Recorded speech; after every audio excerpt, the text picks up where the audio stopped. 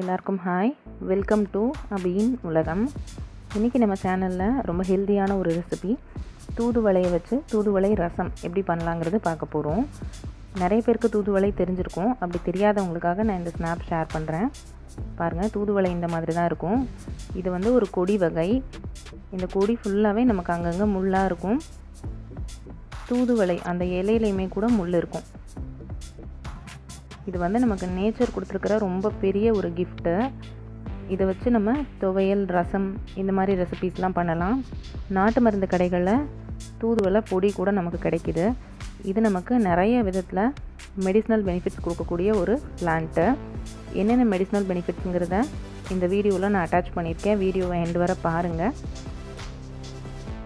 இது நம்ம கையில் க்ளீன் பண்ணோன்னா இதில் முள் குத்துறதுக்கு சான்சஸ் இருக்குது.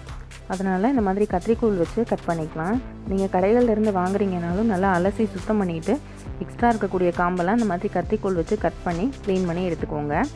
பாருங்கள், தூதுவளை இந்த மாதிரி தான் இருக்கும். இதில் பர்பிள் கலர், அதாவது கத்திரிப்பூ கலரில் பூ பூக்கும். அதை வச்சு நம்ம தூதுவளை கொடி எப்படி இருக்குங்கிறது கண்டுபிடிச்சிக்கலாம். இந்த தூதுவளை ரசத்துக்கு தேவையான பொருள்கள், இதோட மெஷர்மெண்ட்ஸ் டிஸ்கிரிப்ஷன் பாக்ஸில் கொடுத்துருக்கேன், செக் பண்ணிக்கோங்க. வாங்க தூதுவளை ரசம் எப்படி பண்ணலாங்கிறது பார்க்கலாம். நான் இன்றைக்கி சும்மா ஒரு 10-12 போல் தூதுவளை எடுத்திருக்கேன். நான் இன்றைக்கி சொல்லியிருக்க அளவுகள் எல்லாத்துக்குமே பார்த்திங்கன்னா ஒரு கைப்பிடி அளவு வர தூதுவளை எடுத்துக்கலாம். பாருங்கள், இது நல்லா அலசி சுத்தம் பண்ணிவிட்டு எடுத்து வச்சுருக்கேன். இந்த ரசத்துக்கு தாளிப்புக்கு கடுகு, உளுந்து ரெண்டும் சேர்த்து 1 டீஸ்பூன், சீரகம் 1/2 டீஸ்பூன், 1/4 டீஸ்பூன் பெருங்காயத்தூள், ஒரு சின்ன துண்டு புளி எடுத்து கொஞ்சமாக கல்லுப்பு சேர்த்து வெந்நீர் ஊற்றி ஊற போட்டிருக்கேன். எப்பயுமே புளி கரைக்கிறதுக்கு வெந்நீர் யூஸ் பண்ணிங்கன்னா சீக்கிரத்தில் புளி சாஃப்டாயிரும், ஈஸியாக நம்ம கரைச்சி யூஸ் பண்ணிக்கலாம்.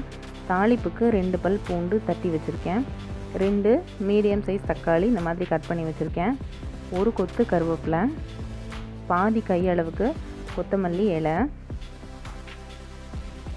இந்த ரசத்துக்கு நம்ம ஃப்ரெஷ்ஷாக ஒரு பேஸ்ட் ரெடி பண்ணிக்க போகிறோம். அந்த பேஸ்ட்டுக்கு 1 டீஸ்பூன் கருப்பு மிளகு,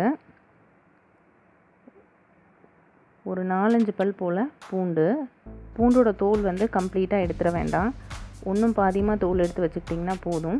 இந்த மாதிரி பூண்டு சேர்க்குறப்ப நமக்கு ரசம் நல்ல வாசனையாக இருக்கும். இது ட்ரை பண்ணி பாருங்கள். 1 டீஸ்பூன் சீரகம், 1/4 டீஸ்பூன் போல் மஞ்சள் தூள், 2 வரமிளகாய். இவ்வளோ தான் நமக்கு தூதுவளை ரசத்துக்கு தேவையான பொருள்கள். இதை வச்சு ரொம்ப சுலபமாக ஹெல்த்தியான ரசம் பண்ணிடலாம்.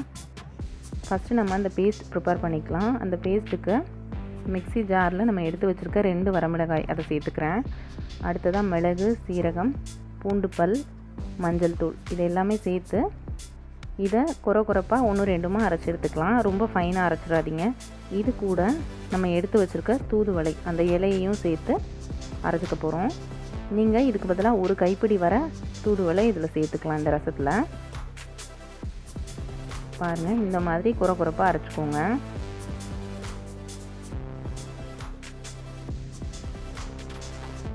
இந்த பேஸ்ட் கூடவே நம்ம எடுத்து வச்சுருக்க தக்காளியில் பாதி தக்காளி சேர்த்து நான் அரைச்சிக்கிறேன். இப்படி சேர்க்குறப்ப தக்காளியோட உருவம் தெரியாது, நமக்கு டேஸ்ட்டும் ரொம்ப நல்லாயிருக்கும்.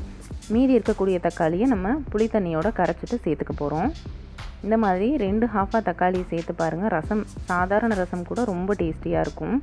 இப்போ நம்ம எடுத்து வச்சுருக்க புளி தண்ணியில் இந்த ரசத்துக்கு தேவையான கல்லுப்பு அதை சேர்த்துக்கிறேன். அடுத்ததான் மீதி இருக்கக்கூடிய தக்காளியை சேர்த்து நல்லா இதை கரைச்சிக்கலாம். இது கூட நம்ம எடுத்து வச்சுருக்க மஞ்சள் தூள் அதையும் சேர்த்துக்கலாம்.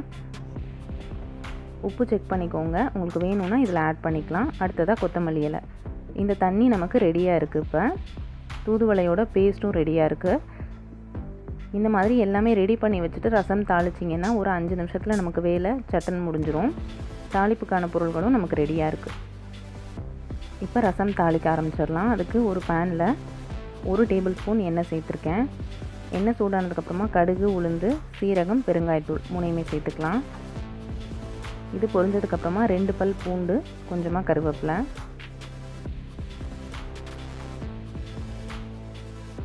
அடுத்ததாக நம்ம அரைச்சி வச்சுருக்க தூதுவளையோட பேஸ்ட் அதையும் சேர்த்துக்கலாம். இந்த பேஸ்ட் ஒரு நிமிஷம் நல்லா இந்த எண்ணெயில் வதங்கட்டும்.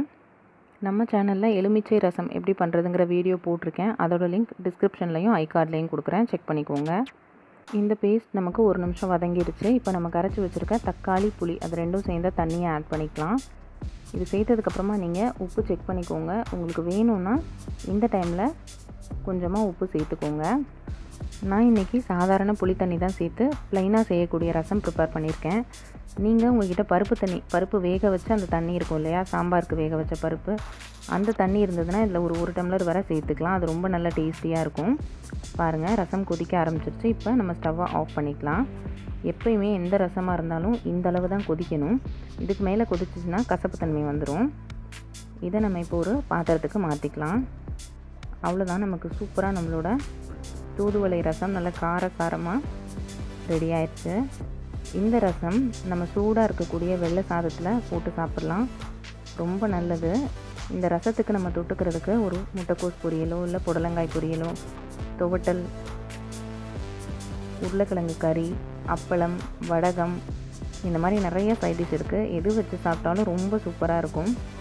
இந்த தூதுவளை ரசத்தால் என்னென்ன பெனிஃபிட்னு பார்த்திங்கன்னா, நல்ல சளி, நெஞ்சு சளி இருக்கக்கூடிய டைமில் இந்த மாதிரி ரசம் எடுத்துக்கிறதால அந்த சளியெல்லாம் நமக்கு சீக்கிரத்தில் செட்டில் ஆகி வரும். அதே மாதிரி வறட்டு இருமல் இருக்கக்கூடியவங்க தூதுவளையை துவையலாவோ இல்லை ரசமாவோ வச்சு சாப்பிட்லாம். தூதுவளையில் கால்சியம் நிறைய இருக்குது. இது நம்மளோட பற்களுக்கும் எலும்புகளுக்கும் ரொம்ப நல்லது.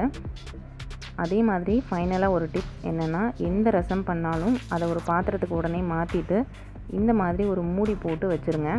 எப்போ சாப்பிட்றீங்களோ அப்போ ஓப்பன் பண்ணுங்கள். அப்படி செய்கிறதால நமக்கு நல்ல ரசம் கம்மன் வாசனையாக இருக்கும். அந்த வாசனை வெளியில் போகாமல் சூப்பராக இருக்கும். ரசமும் டேஸ்டியாக இருக்கும். கண்டிப்பாக நீங்களும் இந்த தூதுவளை ரசத்தை உங்கள் வீட்டில் ட்ரை பண்ணி பார்த்துட்டு உங்களோட ஃபீட்பேக்ஸை என்னோட கமெண்ட் செக்ஷனில் ஷேர் பண்ணுங்கள். என்னோடய வீடியோஸ் உங்களுக்கு பிடிச்சிருந்ததுன்னா மறக்காமல் நம்ம சேனல் அபியின் உலகம்க்கு சப்ஸ்கிரைப் பண்ணிவிட்டு உங்கள் ஃப்ரெண்ட்ஸ் அண்ட் ஃபேமிலிக்கு ஷேர் பண்ணிடுங்க. Thank you for watching.